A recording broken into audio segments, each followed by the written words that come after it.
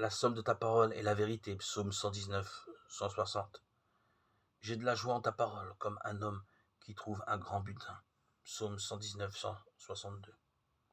Voici le témoignage de Hugh Ross, qui a grandi au Canada dans une famille aimante, mais non croyante. Passionné par la science, il a décidé à 8 ans de faire sa carrière dans l'astronomie. Plus tard, ses études l'ont convaincu que l'univers était un commencement et donc une cause. Mais il pensait que cette cause était distante et silencieuse. Questionné par l'importance de la religion dans l'histoire du peuple du monde, il décida d'étudier les écrits de philosophes européens du siècle des Lumières qui avaient remis en question la validité de toute forme de religion. Il y trouva des arguments incohérents, des faux fuyants, des contradictions. Puis il se tourna alors vers les livres fondateurs de chaque religion, en se disant que si l'homme en était l'auteur, son enseignement reflèterait l'erreur humaine. Mais si c'était Dieu, son message serait sans erreur et tout aussi cohérent que les faits de la nature. Il s'est donc servi des faits historiques et scientifiques pour vérifier chacun des livres. Après quelques heures de lecture, il trouva à chaque fois une ou plusieurs données clairement différentes des faits historiques et scientifiques. Cela lui paraissait incohérent avec le caractère du Créateur révélé par les lois de la nature. Il rejeta donc chacun de ses livres, jusqu'à ce qu'il découvra la Bible. Elle était différente des autres livres sacrés, elle était simple, directe et précise, dit-il. Pendant 1 an et demi, il passa 1 heure par jour à la recherche des inexactitudes scientifiques ou historiques dans la Bible. Et il dut admettre que la Bible ne contenait aucune erreur. La seule opinion rationnelle était de se fier à son autorité. Il comprenait alors que Jésus était le créateur de l'univers, qu'il avait payé le prix pour toutes ses offenses envers Dieu.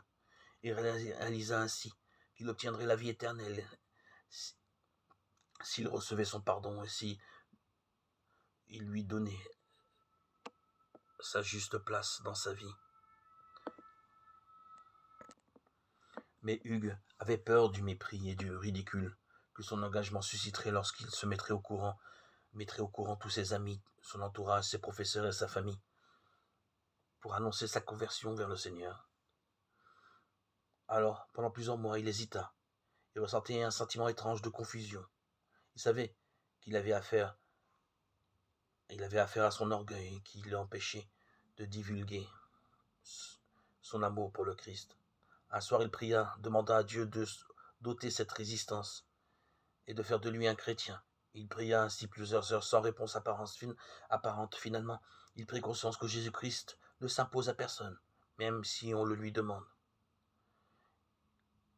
Il dit ainsi, c'est à moi de faire preuve d'humilité, de l'accueillir en moi. Et c'est ce qu'il a fait. À 1 heure du matin, il reconnut Jésus-Christ comme son Seigneur et son Sauveur.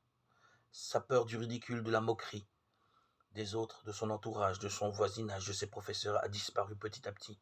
Et il commença à partager ses découvertes de la vérité spirituelle avec les étudiants, les professeurs de sa faculté, sans aucune honte.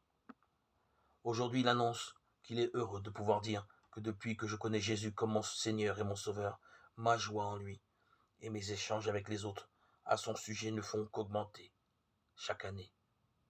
Jésus dit, sondez les Écritures, ce sont elles qui rendent témoignage de moi. Jean 5, 39.